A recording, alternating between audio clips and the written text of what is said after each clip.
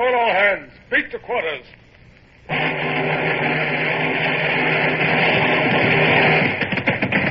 out the guns. Stand by the starboard battery. One broadside into it, if you please, Captain Bush. Pointers on target.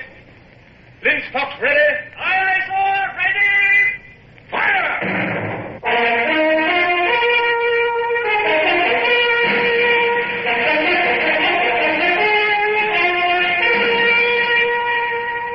Presenting Michael Redgrave as C.S. Forrester's indomitable man of the sea, Horatio Hornblower.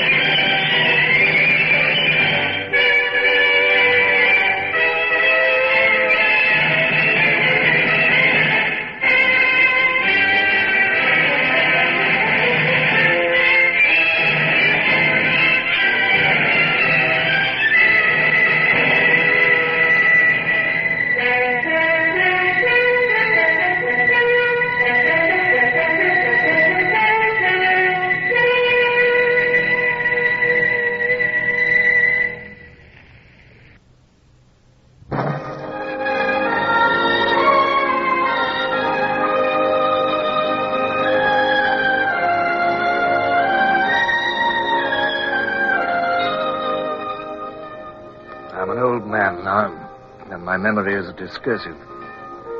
Perhaps it's an old man's impatience and eagerness that has made me hurry on with these memoirs without regard to their order or date, but as I near the end of my chronicle, I remember much that was vital in my career that I've omitted. Surely the year 1811 was one of the most fateful of those years.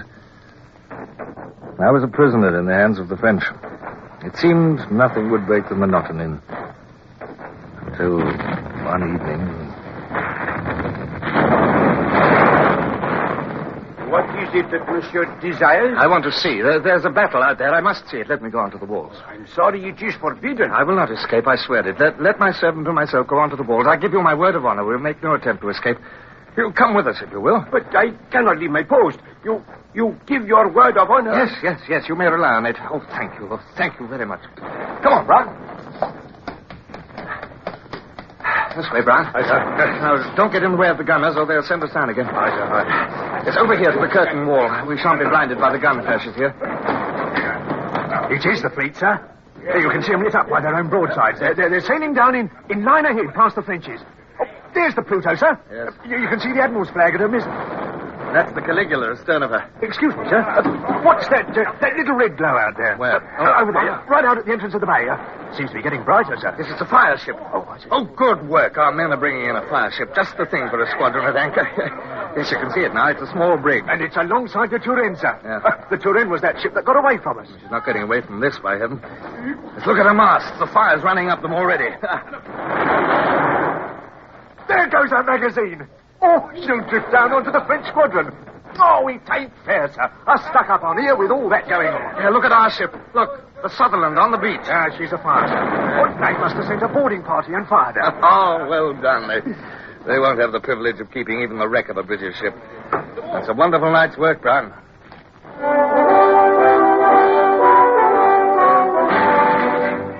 It was indeed a wonderful night's work. From our battlement grandstand, we watched the one-sided battle rage and saw our defeat thoroughly avenged. The Turenne had completely vanished. Of the Sutherland, there were only remaining a few blackened timbers. 2 French ships of the line were on the rocks to westward, and they would never sail again. Only the French 3-decker was left, battered and mastless, and the next easterly gale would fling her ashore and wreck her completely. As dawn crept over the horizon, we watched the 5 British ships stand out of the bay in line ahead. Only the Pluto appeared to be damaged. She'd lost her main topmast. It was a bitter sight to see them go and realize that I could not go with them. But my despair was cut short by the sudden appearance of General Vidal, the governor of the fortress. Fine piece of work your companions have done. But it will not make the government in Paris any more kindly disposed towards you, I fear. Listen. What is that? That must be your man. The new prisoner must have brought them news of the battle. The new prisoner, sir? Yes, I thought you would be interested. He's a man who fell overboard from your admiral's ship. Here, Dupont, take charge of Hornblower and escort him to the prison.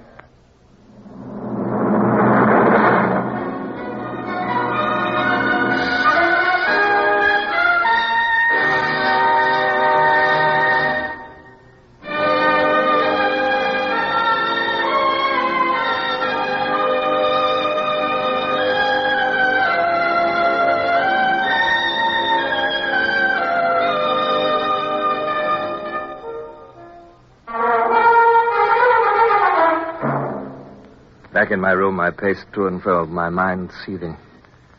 My gloomy thoughts were broken into by the opening of my door, and the young officer saluted. His Excellency sends you his compliments, sir, and he would be glad if you could spare him a few minutes of your time as soon as convenient. Or in other words, come at once. Oh, very well, I'm ready. In the governor's office stood a colonel of gendarmerie, a youngish man with a bullet head and carrying a cocked hat in his hand.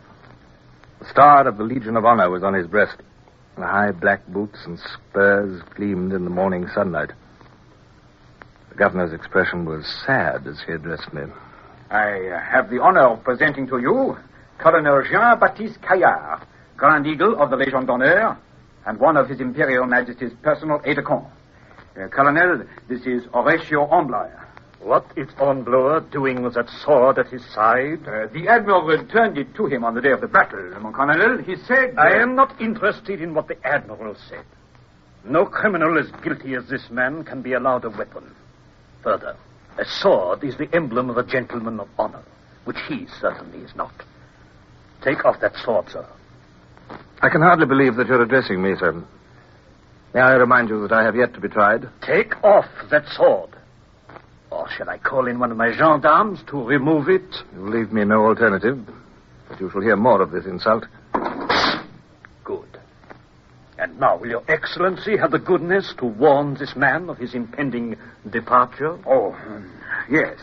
Monsieur, Colonel Caillard has come to take you and your first lieutenant, Mr. Bush, to Paris. Bush?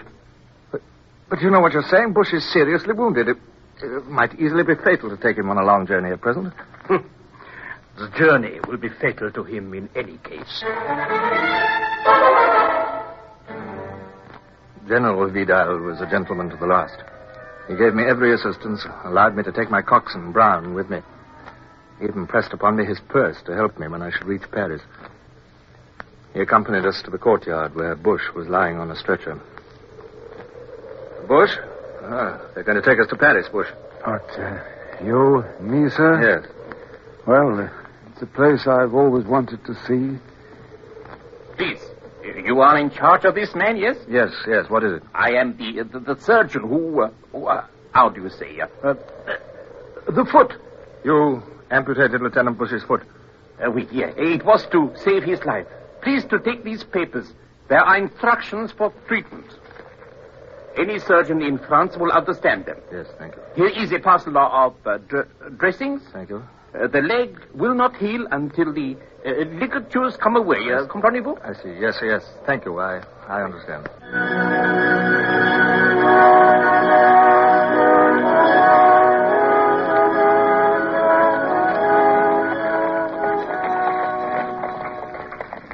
How are you feeling, Bush? Better? I do feel a bit better today, sir. Since you got that last ligature out, I think it's healing. Good. I don't mind telling you, I thought we'd lost you a few nights ago. Didn't you, Brown? Yes, he looked pretty ticklish, sir. Rare good job you done, sir. Me? I don't know what I'd have done without you. I never knew you could turn your hand to so many things. I wish to heaven I wasn't such a burden to you, sir. Oh, rubbish. If only I could help myself. Hello? What's going on? As far as I can make out, sir, one of the horses has gone lame. Oh. They've unharnessed it. Two of them are just taking it off to find a smith. Oh, as though this confounded journey wasn't long enough. Seems as though all our lives have been spent in this leathery old coffin. Up, we're off again with only 3 horses, sir. Getting late. The weather looks threatening. I suppose Kaya wants to reach the next post house before dark. I hope our quarters are more comfortable than the ones we had last night, too.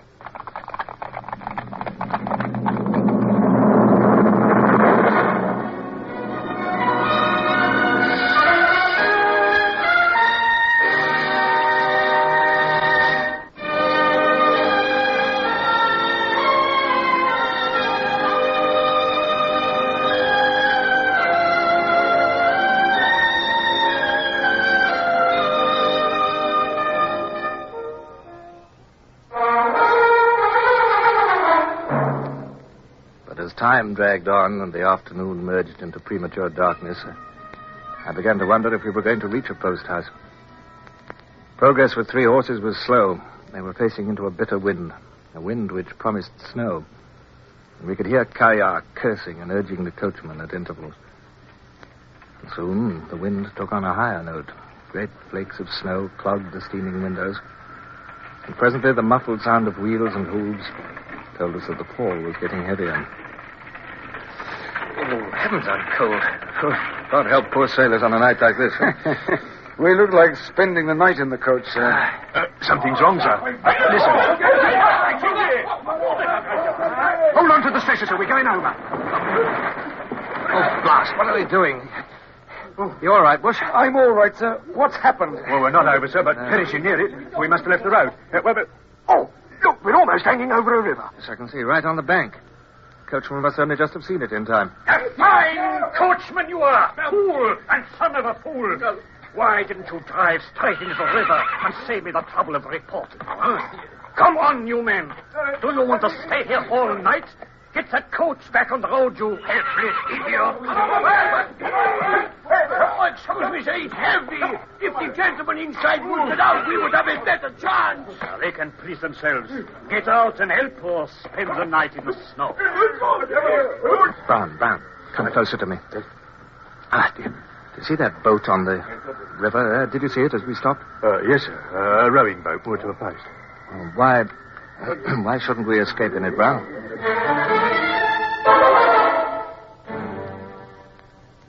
6 minutes from the time I had conceived the idea, we were in the boat and free on the Black River. In the darkness and with the bustle going on round the coach, we'd slipped away unnoticed. I wrapped Bush in blankets and my cloak and propped him in the stern sheets. Give me a scull, Brown. What is it? Now, you fend off port side, I'll take starboard. Oh, the boat's spinning and punching like mad, sir. I can't get a grip. We seem to be caught on a rock. The water's pouring in. Heave here, Brown. Now, together. All you've got. Keep clear. We're through.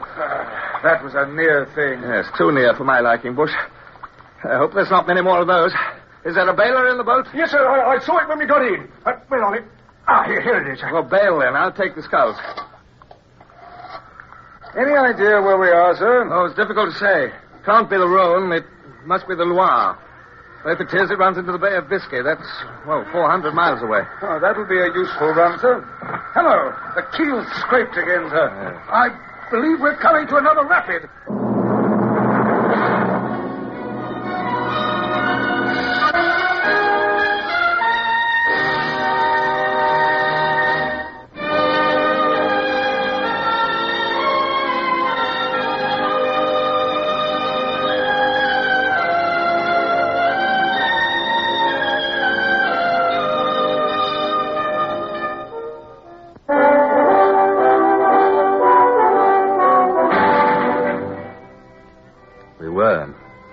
The growing roar again. I felt the bow and stern lift and drop successively as we shot over what felt like a downward step in the water. The din of the rapid became tremendous. The white water boiled round and over us. Something invisible struck our port side, and I heard the gunwale splinter. The keel caught, and I pitched forward. But then she freed herself, and the boat sped on. I heard the roar diminishing. We were through another rapid. Light on the starboard bow, sir. Yes. And there's another. And another. Must be a village on the river bank. Probably Nevers. The coachman said it was 6 kilometers. Oh, we've come 4 miles already. Hey, Brown, Stop bailing. Keep quiet now. A bridge flashed by over our heads. The water was so high that we had to duck to miss the arch.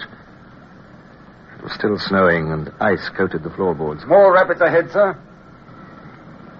Ryan, stand by to fend off on the port side. Aye, sir. Good God! Oh, beg pardon, sir, but it's not a rapid. I think it's a fall. It is.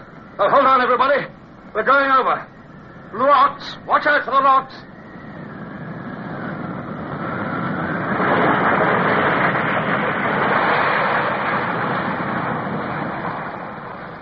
Steep, steady wave at the foot of the fall was as solid as stone as we hit it.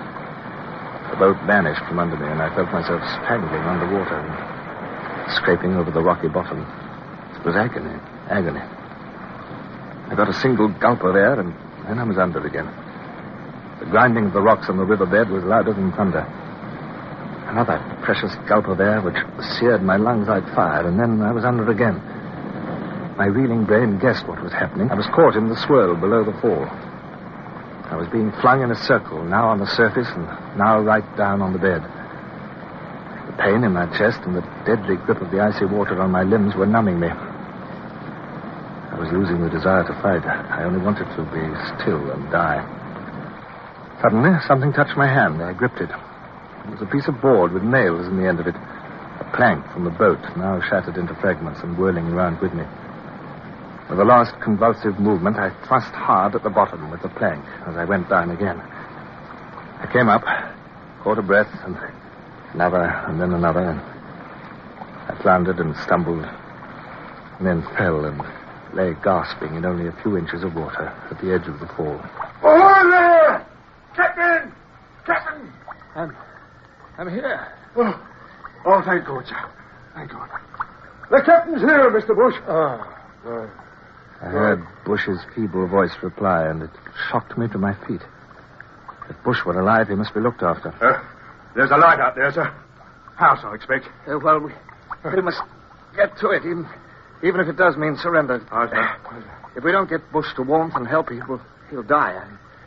We'll carry him up. Aye, sir. Get your arms around our shoulders, Bush. No, sir. Lift. Come on, boy. It's not far. How did you get out of the river? Current took us to the bank at once, sir. I see. I'd only just kicked my blankets off when I touched a rock, and there was Brown holding me out. Thank God. Why don't you leave me and go for help, sir? Just about ready to drop. No, we'll get you up the bank. The light's nearer now.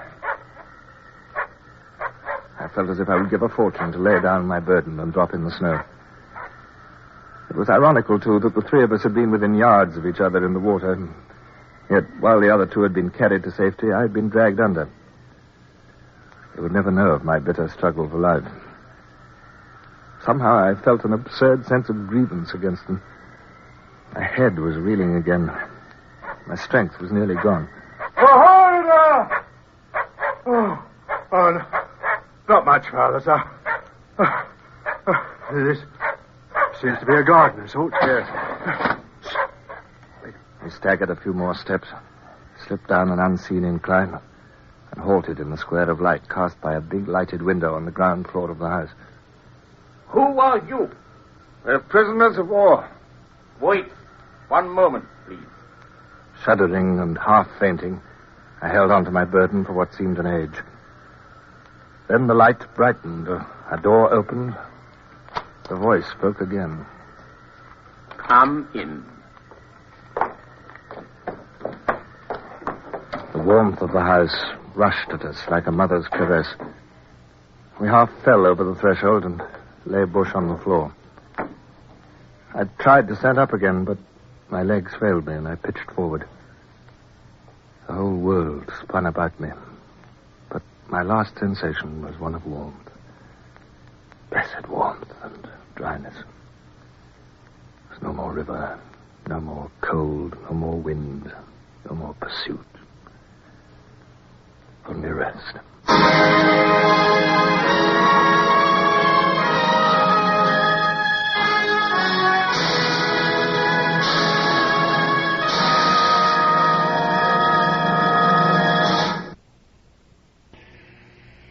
Horatio Hornblower, starring Michael Redgrave, is based on the novels by C.S. Forrester. Music composed and conducted by Sidney Torch. Produced by Harry Allen Towers.